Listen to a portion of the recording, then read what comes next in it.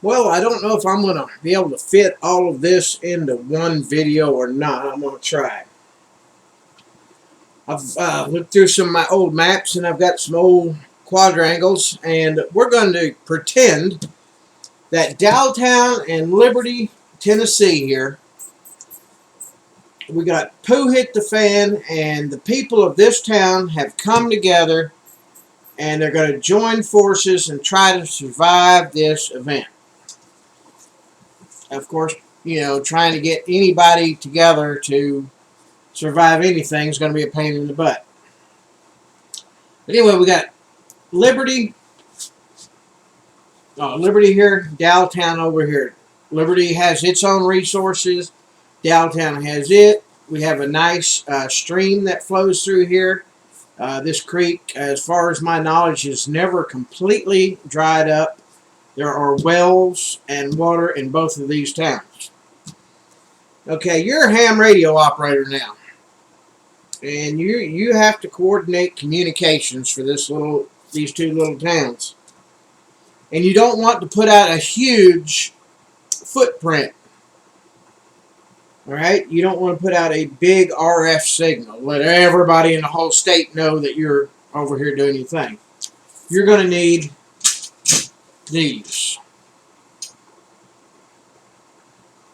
These are extremely directional antennas. This would allow you to communicate over this whole range with 1 watt of power to a central command post. Or maybe multiple command posts. Maybe Daltown would have one and Liberty would have another. Or you could put it somewhere in between. It don't really matter. That's not the point of this. What the point is, you're going to have to do communications between lookout posts here and here. These are the two tallest lookout mountains that have commanding views of this whole area right here. This one has views of this whole area right over in here. From up here, he can see all the way up to this creek. And threats can come at you from, there's a big old town up this way, a big old town down that way, another town down that way. So you're going to have to coordinate between these lookout posts. Now, you got to train some Yahoo down here how to give out grid coordinates on this map. But how's he supposed to know that the naked mutant ninjas are not paddling down this creek right down here, and to give it a location where a reaction team can go up there and intercept them? Because you've done lost half your battle if you let the naked mutant ninjas get into town. You don't want them into town. Of course, the highways are the main thing. You got them blocked off. Now you have this other route coming in back here that they can come off of these bluffs. So you'll probably have to have another lookout post over here. So now you're going to have to probably make one in the center. A center lookout post to coordinate between all of these posts. Now, just to be the central hill, you're going to have teams of 2 people on this hill, this hill, this hill, and this hill. Now, you guys say, why are you going to need all those lookouts for? You're going to have advanced warning. I mean, Mother Nature has perfect examples of this. If anybody's seen some crows out eating in a field, you'll notice that there's always 1 or 2 crows up in a tree serving as lookout for the rest of them. And they take turns. You know, when these down here have ate a while, one of them will go up and relieve the bird in the tree, and that bird in the tree will come down and eat. So there's a minimum right here of personnel. You're going to have, let's say you divide them in 8-hour shifts. You get them on horseback. And there are horses in this area. So I'm sure there's enough horses to take care of transporting.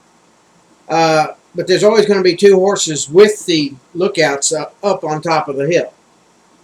So you're going to have 2 4, 6, 8. And you're going to have 3 out. Well, you may go 12-hour shifts, but it'd be best to do 8-hour shifts, and a couple of roving teams to give people days off. Everybody needs a day off. You can't sit up there 7 days a week and not get lax. So 8 times 4.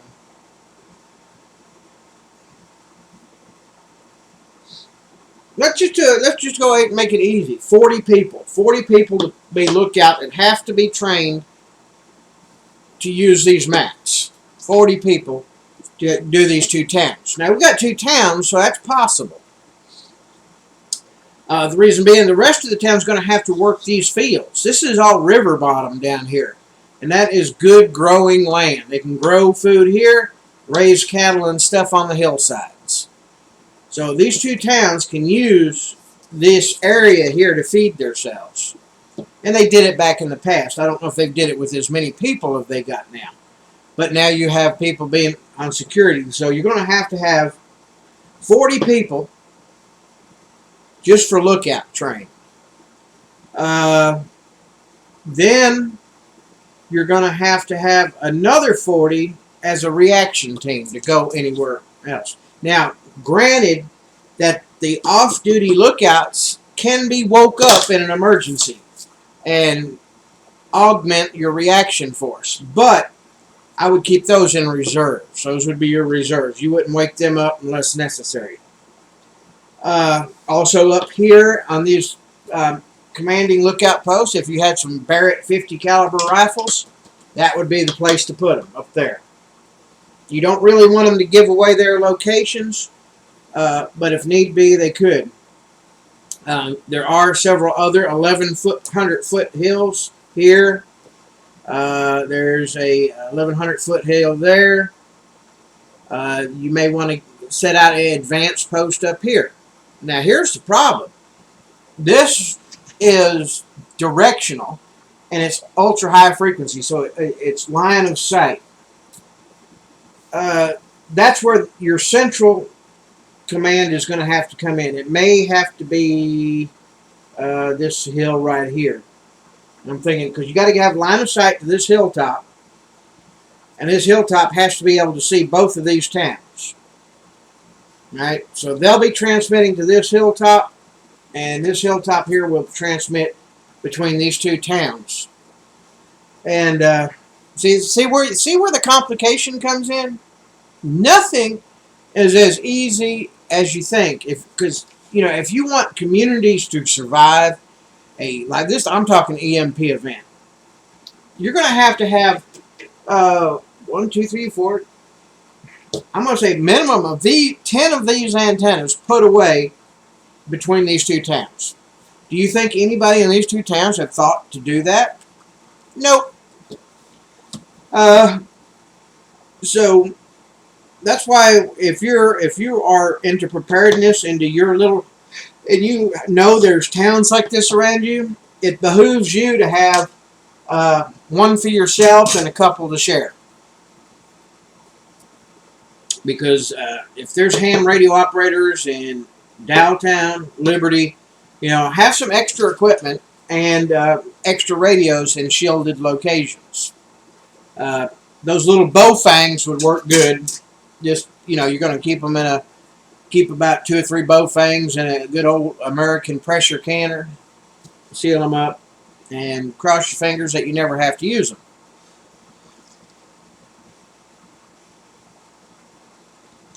But that's where I also get into training. This is something you can do now. How many of y'all can give you coordinates, be a lookout up here and give the coordinates of, oh, I see the naked mutant ninjas coming in over here. They're on foot. They're on horses. They're pushing carts, whatever, coming in down here. So this guy up here, since he has a direct view of the town, he could go direct to this town, and they could dispatch a few people on horseback out here, or he could alert the roadblock that's here. You know, do both. You would have roadblocks set up. There's a school right here, so you would probably commandeer this school, so you'd have to set your roadblock up across one of these things. That's where you have to have another map. See, these maps here, you lose perspective of your distance. And I'm going to give you an example. This little thing here is set up for right across here. On this scale of a map, is that 0.8 is 800 kilometers. So the whole width of the whole thing is about 1,000 kilometers. Well, you're talking 1,000 kilometers, almost a half a mile. This hilltop right here from the town is about 1.5 miles. Oh, not a mile. Just under a mile. And between this hilltop and this hilltop right here, we got about 5 miles, 10 miles, maybe. Now, I'm not going to measure here. Let's see. 1, 2, 3, 4. Okay, about 2.5 miles between here and here. And then you've got about another 2.5 miles to your backside here. And let's say you have a central hill to do this is basically a listening post for communications that could coordinate between all three, because they have line of sight to all three of these posts. Or maybe move it over here. You know, this is something things that you have to think about ahead of time, and this is something you should think about now. That's why I tell you, when I say, you know, have some maps, some people call it map collecting. If this is your home here, make sure you have a map at least the other side, on both sides of you, and this side. And you may have to share, because think about it. This post up here is going to have a copy of these maps. They're going to have maps at least for where their sight radius is. They're going to have maps to where, as far as they can see, all the way around them. And this post is going to have to do the same, and this post is going to have to do the same, and so is this post. So we got, and then the command centers are going to want to have their maps. Do you see where I'm going with this? This is what we call logistical problems. Okay, so let's say you only have a retreat. We'll move this map up here. We'll use Dry Creek, DeKalb County, as an example. We'll say that the church right here is what you're going to use as your command post, and you're only going to do this little area on one map. You're still going to have to put a lookout here and a lookout here. And that's got line of sight to the church. So you still have at least 2 of these antennas pointed at the church. And, you know, you've got your power low. You could probably do a half a watt of power between these 2 posts to the church. And that way, you know, people over here, they wouldn't even know you were transmitting. Yeah, you're very directional with these antennas, and the church would be very low power. And nobody would transmit from their homes. Okay, so you got your command center being the church. Yeah, you got your lookout post here, and that cuts off this hollow. You got a hollow here that you've now cut off. So your little group of, how many people is that going to take? 2 here, 2 here. There's 4. You put them on 3 shifts of 8 hours. Are you getting it yet? And no, don't forget, somebody's got to man this command center. And from the command center, that's where every house through here, this whole area, would have receivers. They're going to have receivers with this antenna pointed at the church. Everybody has their antennas pointed at the location. So here's going to be your listening post in this scenario. Now, how could you plan this without these maps? And then everybody in the group has to know how to use the map. And if you think you're going to pull out your GPS, get your head out of your ass, folks.